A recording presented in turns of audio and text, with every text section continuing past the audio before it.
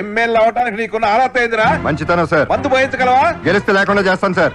డబ్బు పంచగలవా? లేదు, కానీ మీకోసం కష్టపడగలను. దానికి ఓటేమని చెప్తాను సార్. నువ్వు నిలబడ్డ నియోజకవర్గంలో ఎవరిని నిలబెడుతున్నావు తెలుసా? 1000 కోట్ల అధిపతి మహేందర్ నిలబెడుతున్నా. అది తెలిసే విత్డ్రా చేసుకోకూడదు అనుకున్నాను సార్. ఒక డబ్బున్న మనిషిగానే ఇన్ని ఘోరాలు చేశాడు, రేపు ఎమ్మెల్యే అయితే ఇంకెన్ని ఘోరాలు చేస్తాడు. Get out. మళ్ళా సెక్రటరీ అడుగు పెడితే ఊరుకోను. వస్తాను సార్, గెలిచి వస్తాను. మీరు గెలుస్తారో లేదో చూసుకోండి. నా రాజీనామా యాక్సెప్ట్ చేసినందుకు థ్యాంక్స్. పోరా.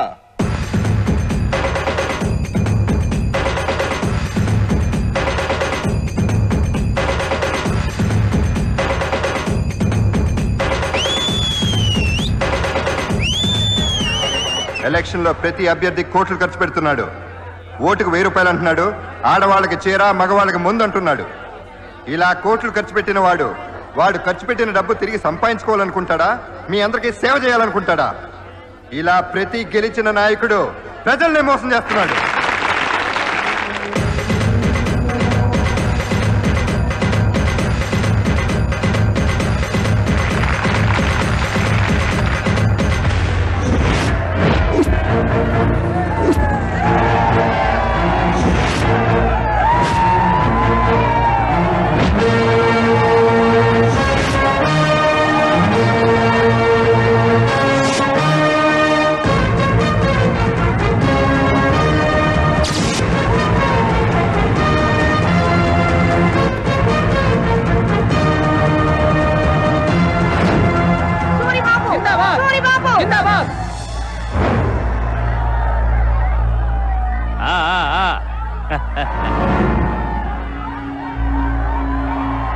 సూరిబాబు, నేనిక్కడ రథం మీద కృష్ణుడిలాగా, నువ్వక్కడ నేల మీద అర్జునుడిలాగా గీతోపదేశం చేయమంటావా?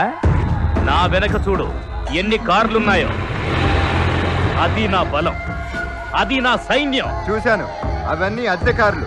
అందులో ఉన్న వాళ్ళందరూ అద్దె మనుషులు. నీ వెంటున్నది పేదవాళ్ళు. ఒక్కసారి కళ్ళు తెరిచి చూడరా.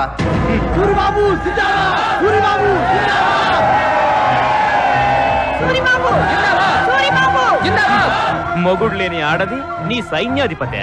నా వెనక ఉన్నది శ్రీరాముడి సైన్యం. డబ్బు కమ్ముడు పోయే ఈ జనాన్ని వెనకేసుకుని నువ్వు నన్నేం చేయగా? మా ప్రభుత్వం చేసిన అభివృద్ధి మమ్మల్ని గెలిపిస్తుంది. ఏంటి మీరు చేసిన అభివృద్ధి? ఏంటి? ఆడపిల్లల మొహాల మీద యాసిడ్ పోయడం మీరు చేసిన అభివృద్ధి? సామాన్యుడు నిత్యావసర వస్తువులు కొనుక్కోలేకపోవడం అభివృద్ధి? పేదవాళ్ళు భూములు దోచుకోవడం అభివృద్ధి? మీరు ప్రజలకు చేస్తున్న అభివృద్ధి ఏంటో చూస్తూనే ఉన్నారు. ఈసారి మీకు సరి అయిన గుణపాఠం చెప్పి మీ తాట తీస్తారు. ఈ జనం సంగతి నాకు బాగా తెలుసు. వాళ్ళు ఉడుకుతున్న అన్నం లాంటి వాళ్ళు. కింద నిప్పు పెడితే పైకి పొంగుతారు, పైన నీళ్లు చల్లితే చప్పున చల్లారిపోతారు. అది నిన్నటి మాట. ఈ రోజు జనం నీళ్లు చల్లితే చల్లారిపోరు. పొంగే ఆవేశంతో రగులుకుంటూ బయటికి వచ్చి నిప్పై మిమ్మల్ని తగలబెడతారు. నీలాంటి లుచ్చా నా కొడుకులు 5 సంవత్సరాలకు ఒక్కసారి ప్రజలకి కుక్క బిస్కెట్లేసి ఓట్లేయించుకుంటున్నారు. మీరిప్పటికీ మారలేదు. కానీ ఈ రోజు నేనొచ్చాను. జనం మారుతున్నారు. ఆ మార్పు కోసమే పోరాడతాను. ఆ మార్పు కోసమే ప్రాణాలైనా ఇస్తాను. ఎంతమందినైనా ఓటింగ్ ముందు రోజు 100 నోట్లతో, మందు సీసాలతో, చీరలతో, సారా ప్యాకెట్లతో చిత్తు చేస్తాం. ఆ మత్తులోనే నా గుర్తు మీద ఓటు గుర్తించుకుంటాను. పడమట దిక్కు తిరిగి సూర్యుడా ఉదయించు అంటే జీవితాంతం ఉదయించడు.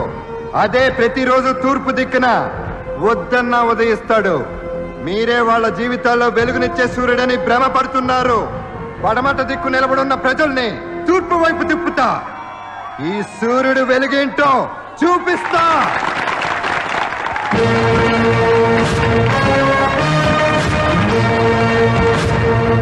శ్రీరాముడు నడిచిన నేల మీద ఒట్టేసి చెప్తున్నాను. అసెంబ్లీకి వస్తా. అవినీతి పరులు తిత్తి తీస్తా. రౌడీలు పీకల కొస్తా. ఆడపిల్లల జోలికెళ్తే కోసేస్తా. రాజకీయానికి స్పెల్లింగ్ మారుస్తా.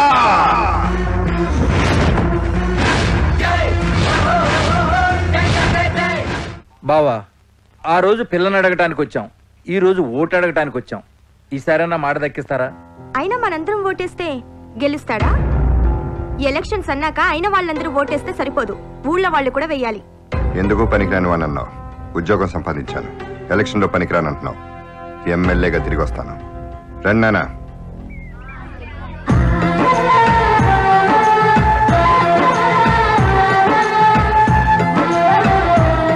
ఇదిగో బిగర్ క్షమించండి అమ్మా. చెల్లెమ్మలారా, ఇదిగో మన సూరిబాబు గుర్తు నంది గుర్తు. నంది గుర్తా? అవును, ఈ నంది గుర్తుకే ఓటేసి మన సూరిబాబుని మా గెలిపించాం. మొగుడుతో కూడా వేపిస్తామండి ఓటు. ఎంతమంది ఉన్నారండి మొగుళ్ళు? నా మొగుడు శాతనయ్యా. సరే సరే అమ్మా, ఆ ఎక్స్ పార్టీ వాళ్ళు ఇచ్చే 100 మంది తీసుకోమనండి, కానీ ఓటు మాత్రం మన సూర్యబాబుకి అది మామిడికాయని దొంగతనం చేసేవాడిని దొంగ అంటారు.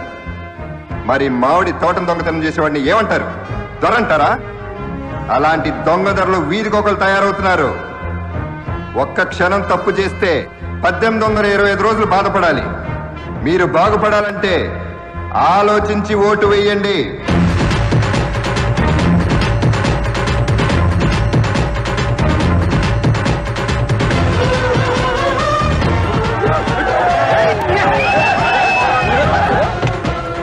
అయ్యా, దండం గుర్తుగా ఓటేయాలి. మా పార్టీకి ఓటేయాలి. బాగా తాగు ఓటేయాలయ్యా. మర్చిపోదు, అన్నకే ఓటేయాలి. అమ్మా ఓటేయాలమ్మా. అమ్మా నువ్వు కూడా ఓటేయాలి. ఇంకో 2 సీసాలయ్యా. ఆగమ్మా. మా దండం గుర్తుగా ఓటేయాలి. ఇదిగో రామ్మా. అయ్యా, అన్నకు ఓటేయాలయ్యా. ఓటేయాలి. మర్చిపోకండి. అమ్మా తీసుకో. అమ్మా అమ్మా ఓటమ్మా. అమ్మా.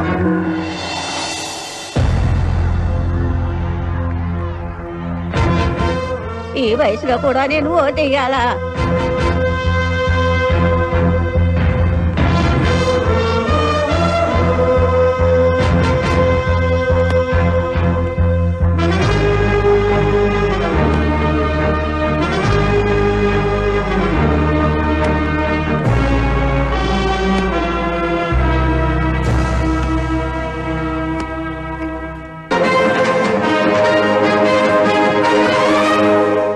రాష్ట్ర ప్రజల ఊహలకు తెరదించుతూ కౌంటింగ్ మొదలైంది. అధికార ప్రతిపక్ష పార్టీలు పోటీపడి ఢీ అంటూ దాదాపుగా సమాన స్థానాలను కైవసం చేసుకుంటున్నాయి. అనూహ్యంగా కొన్ని స్థానాల్లో ఈ రెండింటినీ వెనక్కి నెట్టి ఇండిపెండెంట్ అభ్యర్థులు ముందంజలో ఉన్నారు. మా కొడుకు రాజకీయాల్లోకి రావాలని మేము ఏనాడూ అనుకోలేదు. నా కొడుకుని గెలిచేటట్టు చేయి స్వామి. కడప శాసనసభ నియోజకవర్గం ప్రోగ్రెస్ పార్టీ అభ్యర్థి అయిన మాణిక్యం తన సమీప ప్రత్యర్థి ఆంధ్రదేశం పార్టీ అభ్యర్థి వంకాయల సూరిపై 3 ఓట్ల తేడాతో గెలుపొందారు. కృష్ణా జిల్లా నూజివీడు శాసనసభ నియోజకవర్గం ఇండిపెండెంట్ అభ్యర్థి దావులూరి భగవంతరావు తన సమీప ప్రత్యర్థి ప్రోగ్రెస్ పార్టీ అభ్యర్థిపై 17,607 ఓట్ల వ్యత్యాసంతో విజయం సాధించారు. అనంతపురం జిల్లా ధర్మవరం శాసనసభ నియోజకవర్గం ప్రోగ్రెస్ పార్టీ అభ్యర్థి అయిన ఎం వెంకటనారాయణ రెడ్డి తన సమీప ప్రత్యర్థి ఆంధ్రదేశం పార్టీ అభ్యర్థి కె సుధాకర్ రెడ్డిపై 12,304 ఓట్ల మెజార్టీతో గెలుపొందారు. నెల్లూరు జిల్లా కావలి శాసనసభ నియోజకవర్గం నుంచి ప్రోగ్రెస్ పార్టీ అధ్యక్షులు కె తిరుపతి రాయుడు 27,389 ఓట్ల మెజార్టీతో గెలుపొందారు. చిత్తూరు జిల్లా మదనపల్లి శాసనసభ నియోజకవర్గం నుంచి ఆంధ్రదేశం పార్టీ అధ్యక్షులు ఎస్ శివప్రసాద్ రాయుడు 32,364 ఓట్ల వ్యత్యాసంతో గెలుపొందారు. ఖమ్మం జిల్లా కొత్తగూడెం శాసనసభ నియోజకవర్గం ఇండిపెండెంట్ అభ్యర్థి ప్రైవేట్ సెక్రటరీ అయిన వి సూర్యనారాయణ తన సమీప ప్రత్యర్థి ప్రోగ్రెస్ పార్టీ అభ్యర్థి మాజీ ముఖ్యమంత్రి సన్నిహితుడైన మహేంద్ర భూపతిపై 45,356 ఓట్ల మెజార్టీతో గెలుపొందారు.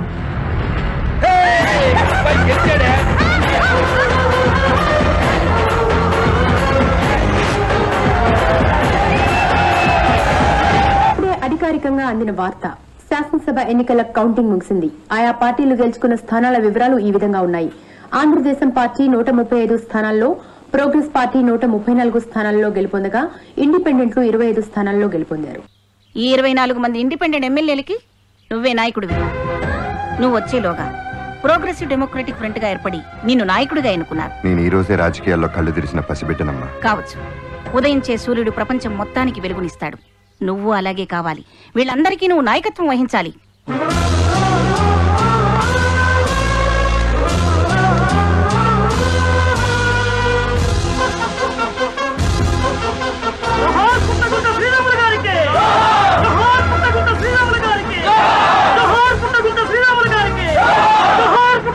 ఈసారి జరిగిన శాసనసభ ఎన్నికల్లో చాలా విచిత్రమైన పరిస్థితి ఏర్పడింది. అయితే ప్రభుత్వాన్ని ఏర్పాటు చేయడానికి కనీసం 148 మంది ఎమ్మెల్యేల మద్దతు కావాలి.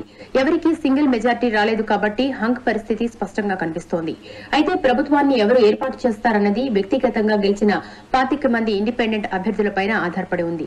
ఇప్పుడు ఆయా పార్టీల కార్యాలయాల దగ్గర పరిస్థితి ఎలా ఉందో చూద్దాం.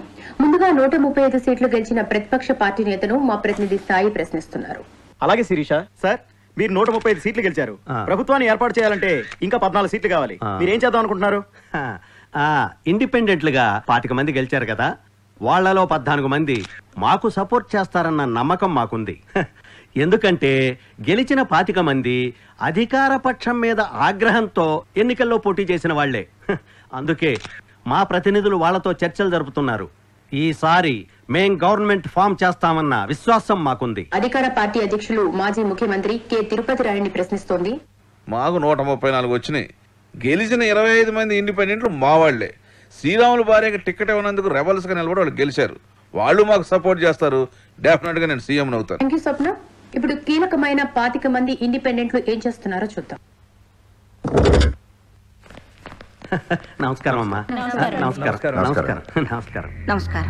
మీ వారు లేకుండా, మీరు నిలబడకుండా 25 మంది ఎమ్మెల్యేలను గెలిపించారు. సామాన్యమైన విషయమా ఇది?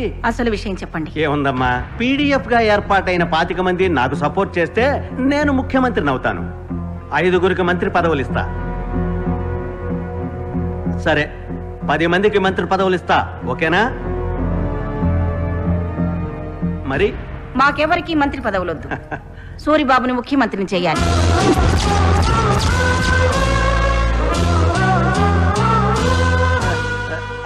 ఆలోచించుకోండి.